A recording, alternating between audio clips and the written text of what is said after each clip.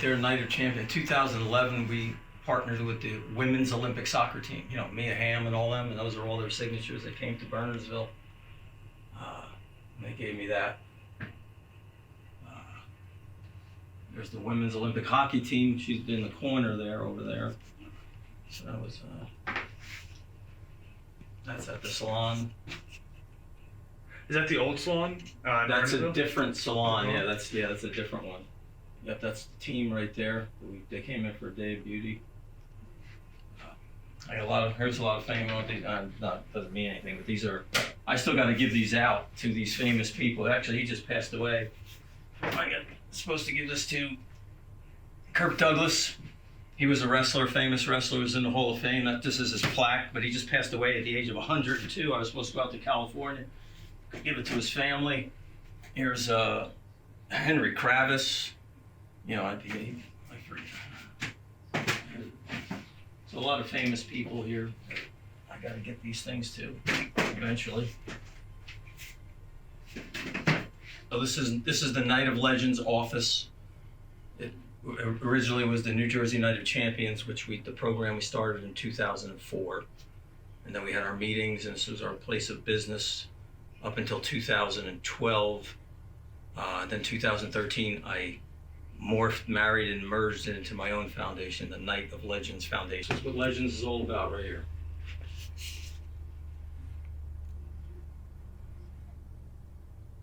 How did you get into wrestling? I was rambunctious, and my parents knew I was a scrapper from Newark, and so they put me in wrestling. The sport of wrestling taught me how to win, lose, how to figure out how to correct your mistakes, how to, the sport of wrestling is the dedication, the commitment it takes to, compete. It's a one-on-one sport out there. It's not, you're all on your own. You're just out there, and you don't have a whole team behind you, even though it is a team sport, but it's all on you. And, when you lose, it's tough. It's a tough one to recover, and I use it as a blueprint for everything else I did in my life. Just how I looked at it, and the mistakes I made, and learn and correct them, and one's self-confidence that can be built by applying the sport of wrestling and what you do. It's just paramount. I was all-state in high school, national champion in high school. Made an All-American, freshman All-American team, first team in college. Won senior open national championship, wrestled in a world championship. After 11 seasons, 205, 24-1. At my age now, I can live with that. I always liked the beauty business. I was always involved, even as a kid, and I just loved the beauty industry. And being disappointed with my wrestling career, I knew a couple of wrestlers actually that became models, big time models. He was a couple years ahead of me, one guy from Penn State. And so I broke into the field. So I went to school, modeling school for a year and a half, and got an agent. I had a up and down small career. It's hard to make money doing that. You got to be really good. I don't know where a 5'7" wrestler thinks he's going to be a model, right? But anyways, I had a bunch of credits, great credits, and it was a lot of fun. But it brought me to the beauty industry. It brought me to my hair career, which I didn't know at the time. Even though as a youngster I used to cut my friend's hair and do all kinds of stuff, and my mom's hair and all that, but I never thought I'd be a hairdresser, be in the salon business. Never even crossed my mind. So through the modeling career and the struggles with that, but I was always behind the scenes and all that, and there's a lot of hair to be done, in any fashion show, in any runway show, in any commercial that I was in. There was makeup artists, there was hairdressers working on you. Mr. New Jersey, I was involved in that, was a runner-up, and there was just a lot of hair. But so once again, I came to the end of, after 9 years in the modeling industry, and I was also doing some construction on the side also. in the union. It just happened. I was disappointed with that career also. Just even more than the wrestling career. But I found the art of hairdressing. And that was it. I was sold. I realized through my modeling career that I really had still an interest in beauty. And I just liked the behind the scenes and people working in makeup and hair and all that. And it just fit me.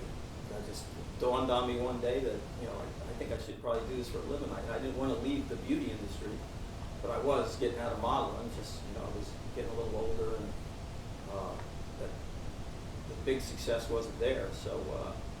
So I fell into it. I realized it, and same thing as modeling. Once I realized that that's really what I wanted to do, I went to school.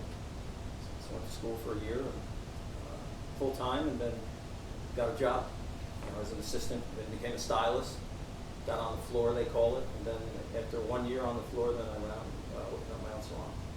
In 1996, the salon at Mendham, me and my cousin went partners.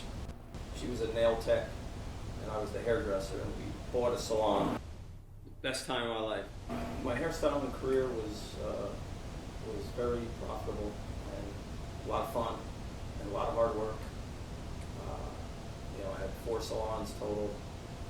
I learned a little from the first salon. I had this salon in Mendham when I got bought out in 2001, and it was a lucrative buyout. I stumbled upon it just like, this wasn't like the most savvy businessman ever. Just, I realized that, you could make a lot of money in one shot. Instead of just getting, a paycheck every week or whatever, that you build it up or you sell it or get bought out, and you can make a lot of money. So I applied that lesson that I learned to a couple other salons I had that I opened up in Burnersville, New Jersey, Steven Jastrabek, opened 2 of them, and kept each one for a number of years and sold it. Then I also had one up in Andover, which I ended up merging into one of the Steven John salons. So, and, I traveled the world, many, many places, many diverse countries, everywhere, from China to Turkey to the Middle East, to Mexico, to Milan, to London, to Italy, Positano, China, everywhere. So it brought me a lot of places. I got a few credits,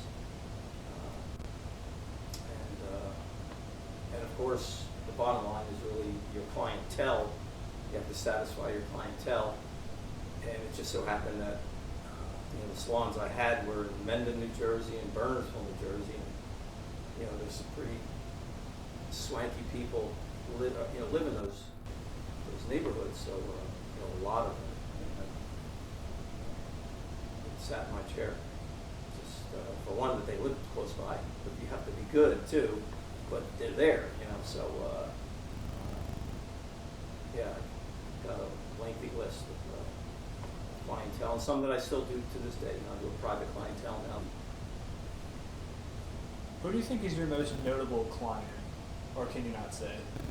I could say this: that Ford models, Barbizon models, Rockettes, movie stars, Sopranos, in the salon. Vast array of come to the salon. I got into philanthropy. The roots really were way back when I started giving money to underprivileged children. So I took on a few children over the past. Actually, this year, 2021 is my 40th year being in these programs. So about 40 years ago, I started doing that. It always felt good, and I liked doing it, liked helping in that way. How I felt every day. I was still working out. I was applying all those lessons that I learned through wrestling, through failing through it, to learn to get better. That I applied it to my work ethic in the salon, and I guess still being jaded, and I still wanted to be a part of that Olympic movement and Olympic team. I never made the Olympic team, and it was still, still was bitter. So, I decided to get involved with helping to raise money for the Olympic team. So that's really how it started. I started raising money through the salon I had. So I raised money for them for that Olympic Games, sent them a sizable check, and enjoyed it. And then the next Olympics was in 2004. It was in Athens, Greece, and just through clients and people that I know from the area. And I had the salon in Burnsville at that time. We just came up with an idea. Well, look, I want to help raise money at a bigger scale for the Athens Olympic Games. So I contacted USA Wrestling again and said, look, I want to have an event, a gala. They call it a gala with an auction, and bring the team out, and we'll surround the community around them. And I think I have some people that are really interested, some notable people that would be really interested in supporting this team and bringing, helping the Olympic movement. So we had an event, and it was a smash hit. We raised a lot of money. I mean, hundreds of thousands. Got a lot of honors from it, and then it just snowballed from there. I mean, we had 10 events. So actually, what happened was that we created a foundation called the New Jersey United Champions for that first event, not the 2001 and 2004. I created a board. We had the board meetings here. Of course, it helped the community and the athletes because they're getting money and support. But when we went to China, we had guys cutting checks, giving to the Olympic athletes' families so they could fly. It was so expensive to go to Beijing. The Beijing Olympics were huge, and a lot of these wrestlers, they didn't have a lot of money, or their families didn't have a lot of money. So we raised hundreds of thousands of dollars to get their families to the Olympics. Well, my career was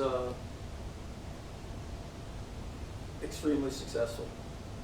It wasn't like my wrestling career, and it wasn't like my modeling career. They were, wrestling was pretty successful. It wasn't really greatly successful. And modeling wasn't that successful, but it was okay. But my philanthropic career is still going.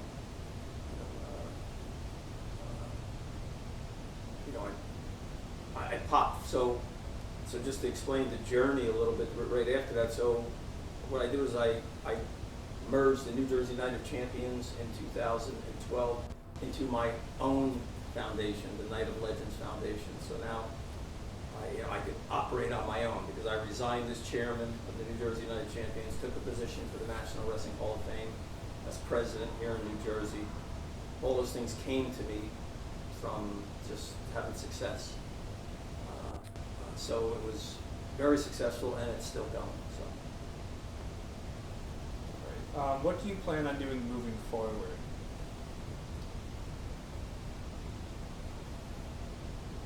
Salon-wise, I sold the salon in 2017, and just taking on personal, private clientele. Even though a couple opportunities came up along the way to get involved with a startup salon, and I jumped on that project a little bit, but it's all not full-time. So just private clientele and doing some traveling with the hair industry. I got some work to do. I do photo shoots in Boca Raton. I'm looking to get some stuff done in California. So, to do it, it's just a different part of my career. So I'm looking to do that. And philanthropy, still the same. Get involved with the USA Wrestling again, and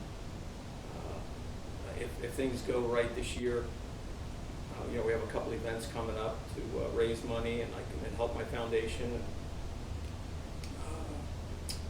there's in Norway, the World Wrestling Championships are in Norway in September, so Oslo, Norway. So I'm hoping to maybe put something together there, philanthropic-wise, and help the team, and also bring my foundation along. So same thing, philanthropy for the sport of wrestling, youth sport, underprivileged children, and keep my hair career, this part of my hair career going.